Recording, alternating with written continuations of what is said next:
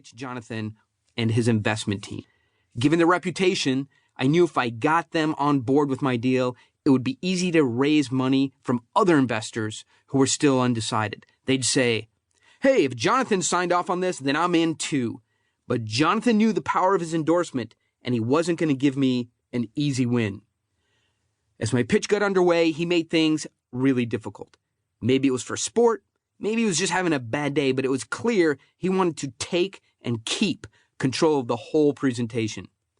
I didn't realize this at the start, however, so I began, as I always do, by framing.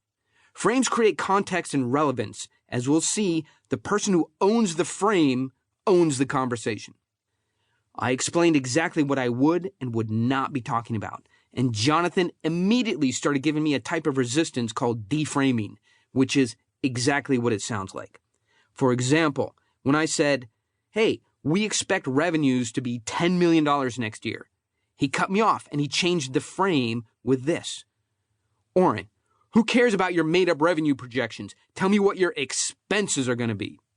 A minute later, I was explaining again, "Hey, our secret sauce is such and such advanced technology." And then Jonathan would say, "No, that's not a secret sauce. That's just ketchup." I knew not to react to these comments, so I pressed on.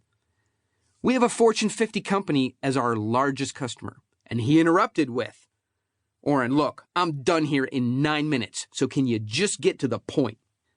You see, Jonathan was making it really difficult. You can imagine how hard it was to use all the right techniques: setting the frame, telling the story, revealing the intrigue, offering the prize, nailing the hook point, and getting the deal.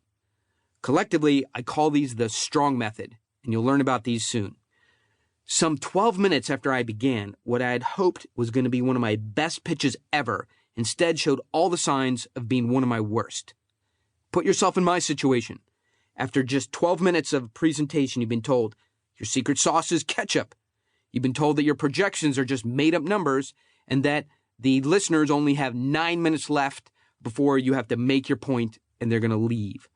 I was faced with what's called the presenter's problem. You can have incredible knowledge about your subject.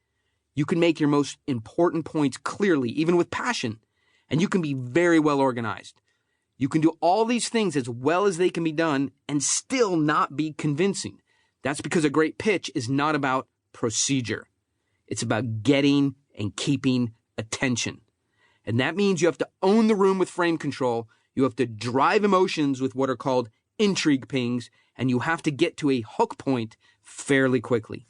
And details on these two in a minute. I reminded myself of these steps in the face of Jonathan's interruptions. Then I swallowed hard and hoped my nervousness wasn't showing. I went back to my pitch, concentrating on my 3 objectives. I was determined. When he deframed me, I reframed. When he looked disinterested, I delivered an intrigue ping. And this is a short but provocative piece of information that arouses curiosity. For example, I said, "By the way, an NFL quarterback is also an investor in the deal." That's an intrigue ping. And finally, I got him to the hook point, the place in the presentation where your listeners become emotionally engaged. Instead of you giving them information, they're asking for more on their own. At the hook point, they go beyond interested to becoming involved and then committed. At the end of 21 minutes, my pitch was complete. I knew Jonathan was in.